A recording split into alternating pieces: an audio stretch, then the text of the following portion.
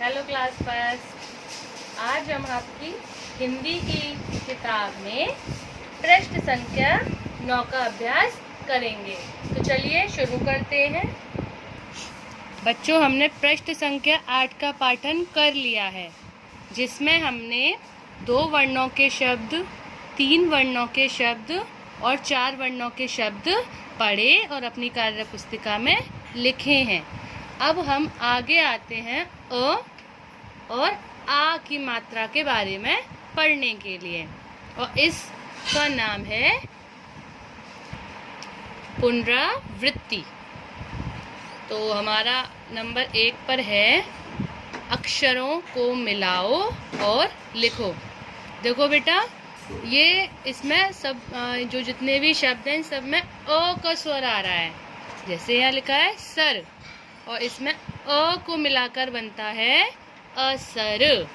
वैसे ही हम इस अ को मर के साथ मिलाएंगे तो हमारा क्या बनेगा? अमर। आगे है आपका जब।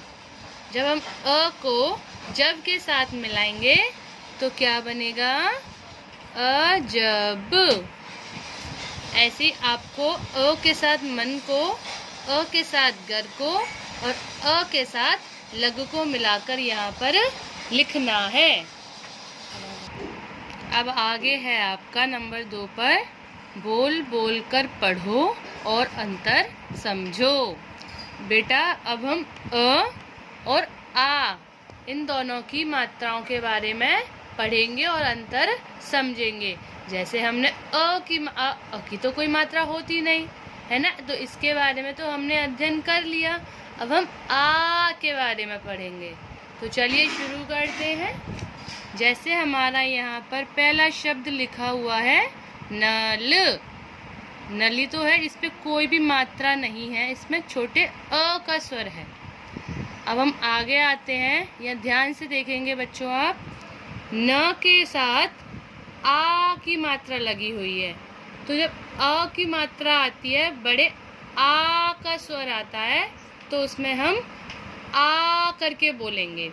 तो न पे आ की मात्रा लगाएंगे तो ये क्या बन जाएगा? ना।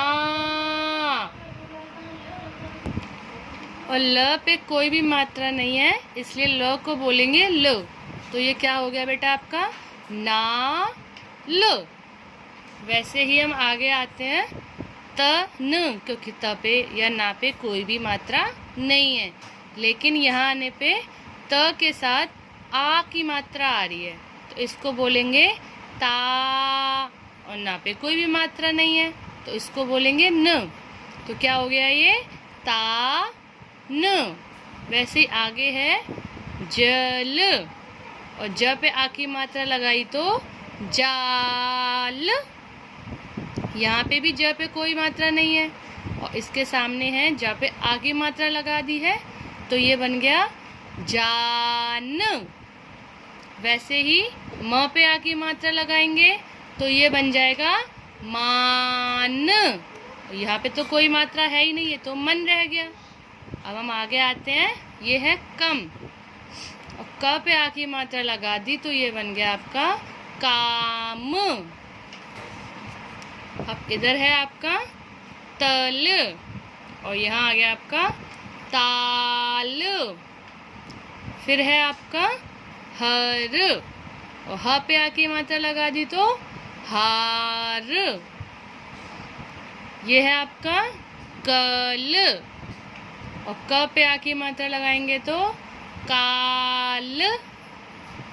चर, चार, बल, बाल, धन, धान।